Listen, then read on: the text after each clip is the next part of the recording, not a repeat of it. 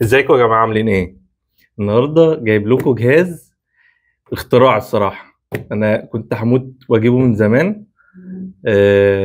ما هو ملوش علاقة بالعربيات خالص، لكن اول لما جبته قلت لازم افتحه معاكم واوريه لكم.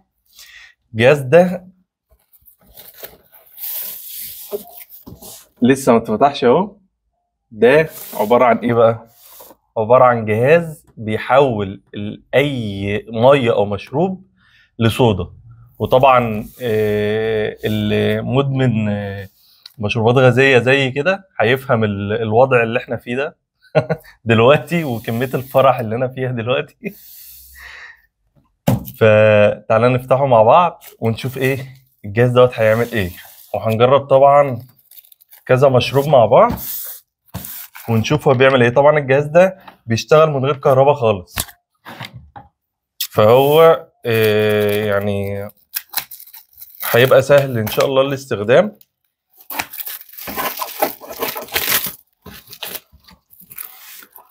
طبعا ايه، انا لسه جاي لي شحن ولسه ما فتحتوش يعني.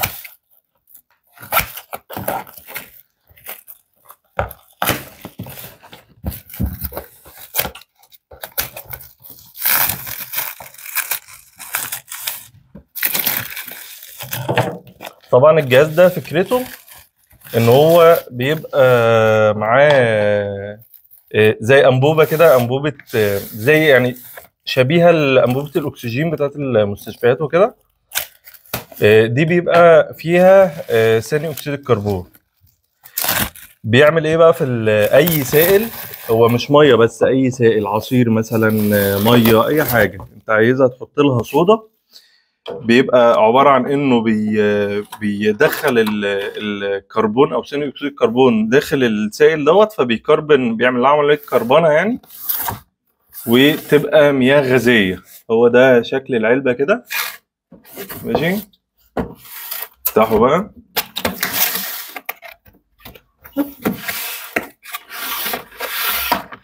طبعا دي الاسطوانه اللي انا بقول لكم عليها.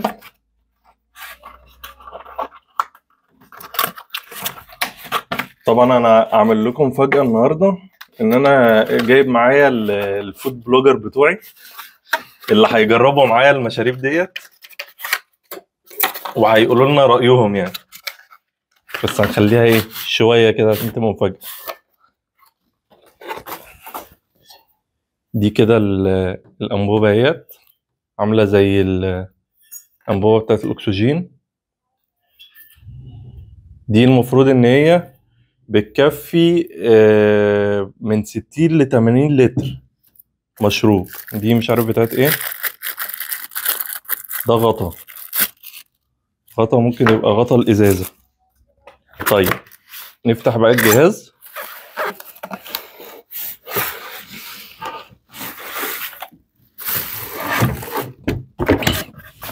كده خلاص العلبة ما فيهاش حاجة.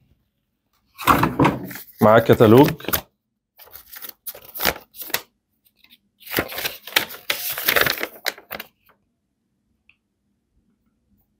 طيب خلي الكتالوج على جنب. الجهاز هنا.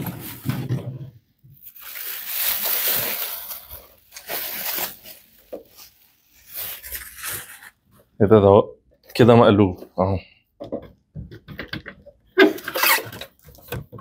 شايفينه ولا ايه؟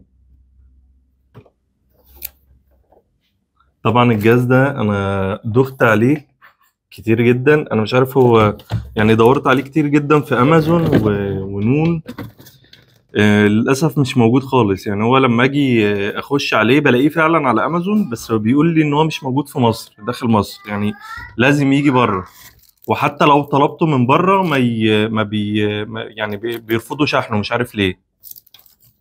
دي متهيألي بتتشال كده. بتترفع وتتشال. دي الازازه، الغطا بتاعها تقريبا. الغطا دوت كبس يعني، في من جوه كده، مش عارف حبان ولا لأ. بتبقى نص تكه كده وبتتكبس يعني. ودي الازازه. الازازه حوالي 1 لتر او 850 مللي، لان هي ما بتتملاش للاخر، هي بتفضل ايه يعني، بيقول لك الماكس لحد هنا كده، جايب لك خطين مينيموم وماكس. تمام. تعالى يا يونس كده إيه اغسل دي، نغسل الازازه عشان لما نيجي نجربها. خش جوه. ماشي. آه نفتح دي بقى كده.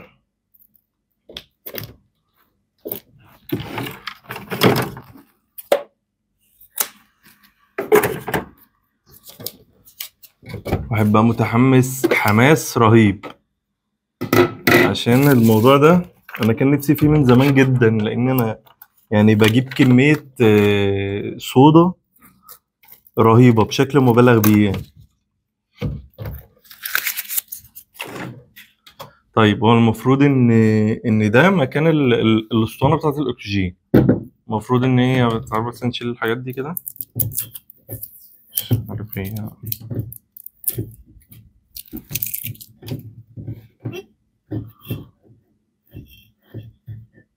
ماشي، المفروض ان دي بتتحط كده هنا، وبعدين تخش هنا كده. في حاجة الأول بتتشال، ده تقريبا زي أمان يعني، أو غطاء الحماية اللي هو بتاع الأنبوبة بتاع الأكسجين. شكرا. دي الزبدة لما غسلناها هنحط بقى الأنبوبة كده، وبعدين نحطها من تحت ونلفها كأنها يعني إيه، لمبة كده قلاووز أو مسمار.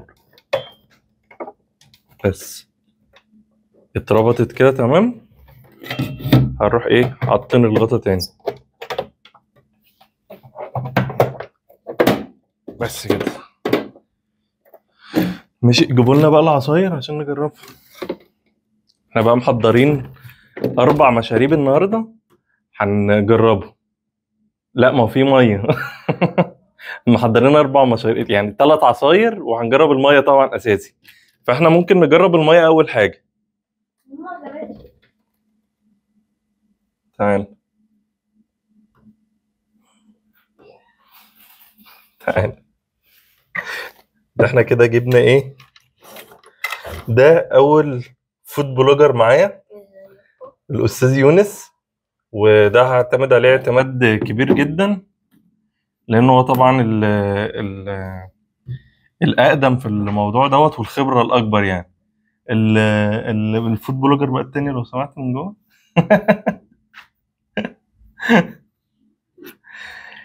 احنا عايزين نجرب الميه الاول، عشان ممكن العصير يعني ايه، بقول لي ممكن يغير طعم ال الازازه ولا حاجه. فخلينا نروح املى شويه ميه في الديسبنسر. نص يعني. انا هقول لك. طبعا احنا ملينا الميه اهوت. وتعالى يا نوح. لا، تعالى من هنا من هنا. تعالى. تعالى. ده بقى الاستاذ يونس ده تاني فود بلوجر. اعمل باي هنا للناس. باي. ده بقى طبعا الخبرة الكبيرة بتاعتنا في العصاير، لانه بيحب العصاير جدا، صح؟ صح. فهنعمل له بقى ايه، ال3 عصاير دول اصلا معمولين ليه. المهم هنبدأ الاول بالمية. احنا مليناها طبعا شوية صغيرة عشان ايه عايزين نجرب كذا حاجة يعني. ماشي. نحط الغطا ونعمل زي تكة الأمان كده، وبعدين هنحط دي هنا كده تتزحلق كده، وبعدين تخش جوه. خلاص. في هنا بقى من فوق زرار كده، مش عارف باين معاكم ولا لأ. ده هنحط فيه يعني، هنضغط عليه. المفروض الضغطة الأولى هتبقى يعني إيه، زي نص صودا كده، أو الليفل الأول يعني بتاع الصودا. الضغطة التانية وسط، الضغطة التالتة يبقى الصودا شديد. تمام. فاحنا هنجرب دلوقتي بقى. بسم الله. دي أول ضغطة كده.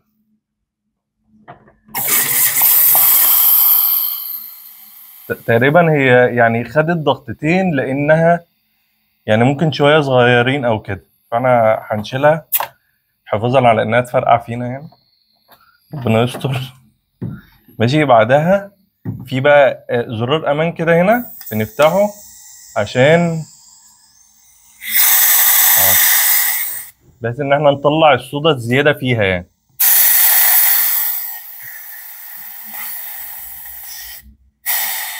بس فين الكوبايه الفاضيه؟ جيب يا نوح. كده خلاص فضيت. نفتح بقى بسم الله. شكرا. تعالى هنا عشان الناس تشوفك. تعالى يا يونس هنا. سيبها هنا. مش عارف انتوا شايفين الدخان ولا لا؟ رهيبة يا جماعة. جامدة جدا.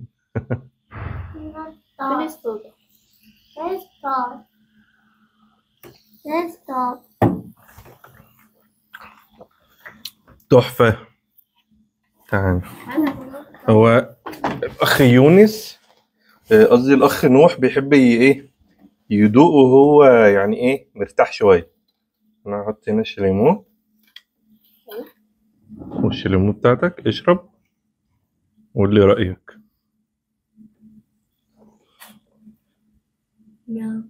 جامدة؟ قول لي هنا طعمها ايه؟ جامد. اشرب تاني بق وقول.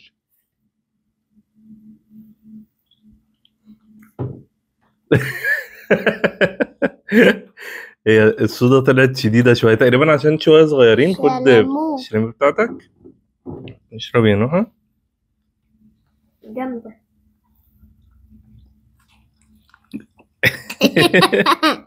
ايه؟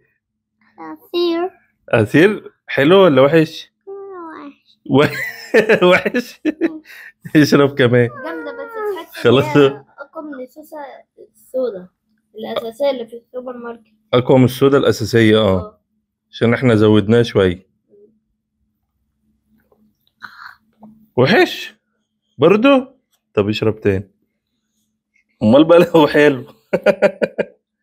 واضح ان هو وحش. خلاص سيب دوت عشان نجرب العصير بقى الحلو اللي انت هتحبه. انت مش هتحب دي عشان ميه. لا احنا طيب نشيل دي. خد ديت الشليمون بتاعتك اتفضل. شكرا. خليها معاك ونفضي ديت.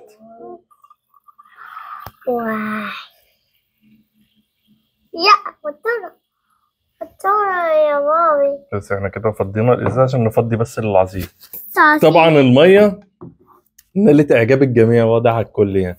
طبعا هي الميه عشان هي يعني اتحط فيها صودا جامده فعلا، طعمها حلو فعلا، لكن هي عشان مش ما فيهاش سكر او كده زي السيفن اب مثلا او الحاجات الغازيه المياه الغازيه البيضاء يعني. فايه الموضوع غريب بالنسبه لي. المهم ده تانج برتقال هنجربه. طبعا معمول عصير عادي، واهم حاجه ان انتوا تسقعوه قبل بتاع. ربنا يستر بقى عشان ما نوقعش. بسم الله.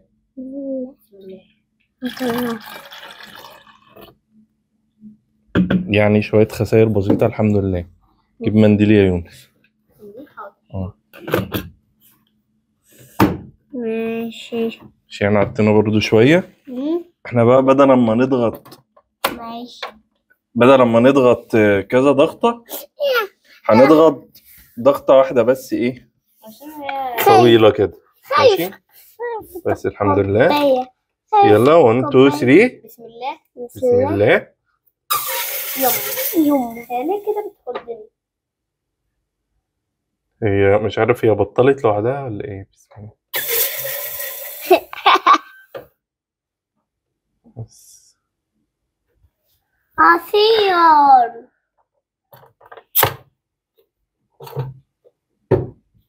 نعمل برضه نفس الخطوات.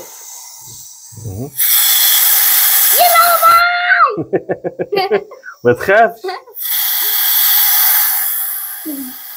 يعني بتعمل كده يعني الناس يقولوا عليك ايه وانت بتقول يا لهوي كده؟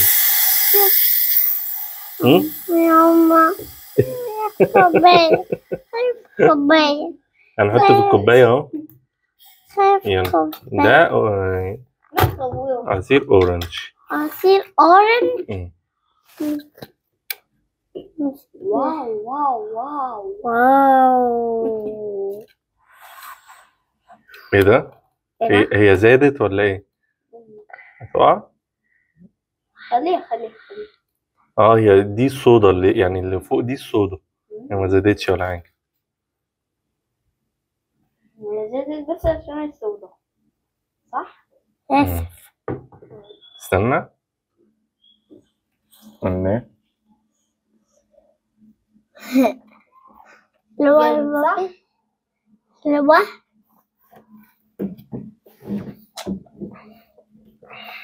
دوق.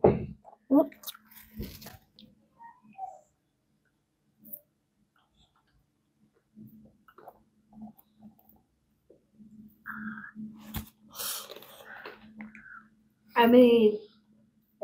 جميل. ايه رأيك؟ ايه رأيك؟ حلو؟ حلو قوي؟ قد ايه؟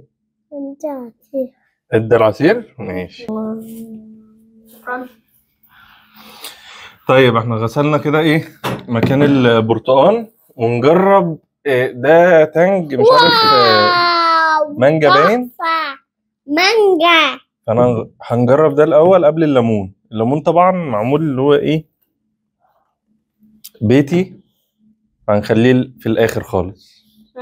طعمه بسم الله. طبعا الواحد بقى اتعلم من اول مرة، ما وقعناش الحمد لله. يوم خايف. لا ما تخافش ما تخافش. بص بسم الله.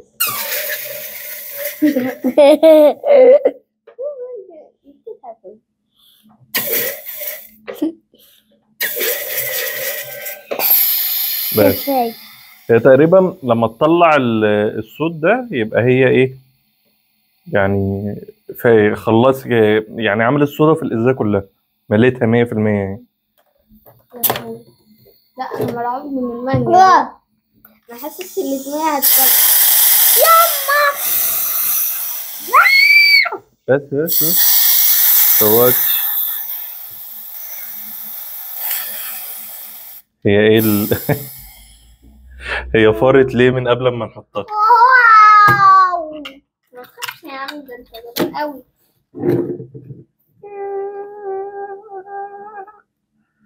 هي تقريبا كلها رغاوي، احنا مش عايزين الرغاوي دي.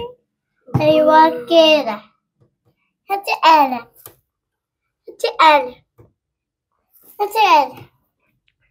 فآلة. ايه؟ آلة. قلم؟ هي انا مش عارف بقت رغاوي كلها ليه، مش عارف.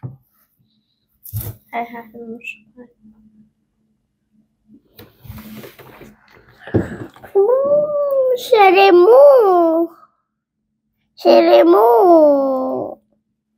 الصودا الأقوى حلوة. هي تقريبا يعني اقوى صودا انا شربتها لحد دلوقتي اللي في الميه. مش عارف بقى ليه، هل الرغاوي دي مأثرة لان انا شربت رغاوي بس.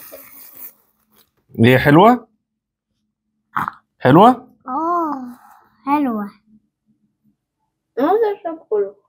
طيب بس أشرب كله. نشفط كله برضو في ليمون. أنا بس ادي الماما الاول. هيبقى طعمه. يلا بينا الليمون بقى اخر حاجة. اعملها أعلى حاجة. اخر حاجة الليمون. هي الليمون ده بالنسبة لنا هيبقى صعب. ليه؟ عشان هو طعمه واحد. لا الليمون جميل. ولا كده بسم الله. بسم الله. أكلا. هي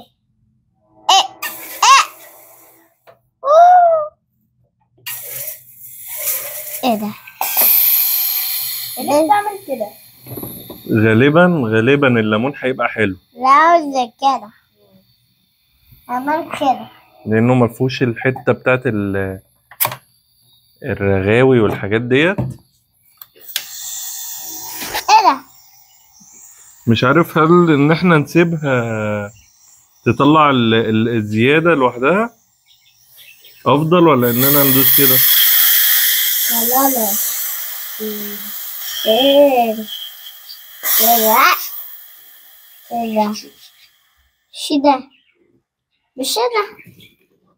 ايه ده؟ أكله. بسم الله.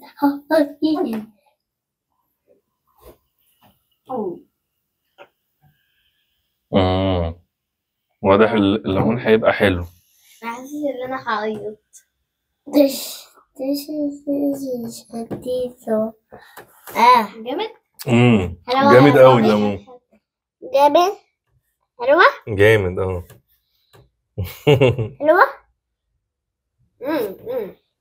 حلو.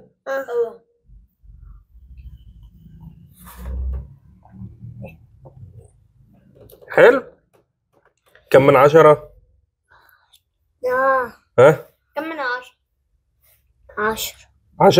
10 من 10. ماشي، حلو قوي يعني. انا المانجا اكتر واحد بحب. احلى حاجه تقريبا عملناها الميه والليمون. بس يا جماعه، المهم طبعا دول اكتر فود بلوجر هيكونوا صريحين عشان مش هيعرفوا يكذبوا. و... وطبعا الاخ يونس خلى العصاير كلها وحشه معانا الحمد لله. بس هي عموما يعني الجهاز الصودا بتاعته حلوه قوي،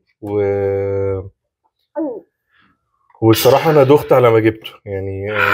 دورت عليه كتير قوي ما جبتوش. في انواع كتيره طبعا، وشفت انواع بره مصر وبتتباع عادي وبتنزل عادي، بس في شركه هنا بتبيعه في مصر يعني دورت عليها لحد ما لقيتها، بس هو الجهاز غالي شويه. وبالنسبه للاسطوانه اللي جوه ديت لما بتفضى بتتملى المفروض ب 150 جنيه بالسعر دلوقتي يعني 2025. كانت قبل كده بتتملى ب 30 جنيه و20 جنيه و50 جنيه. طبعا بعد الاسعار زادت بتتغير يعني. بتكلم الشركه يجي لك المندوب ياخد الاسطوانه اللي معاك ويديك اسطوانه تانية مليانه وتدفع فرق 150 جنيه بس. سلام، قول لهم باي. باي، قول لي يا نوح باي. باي باي باي باي باي.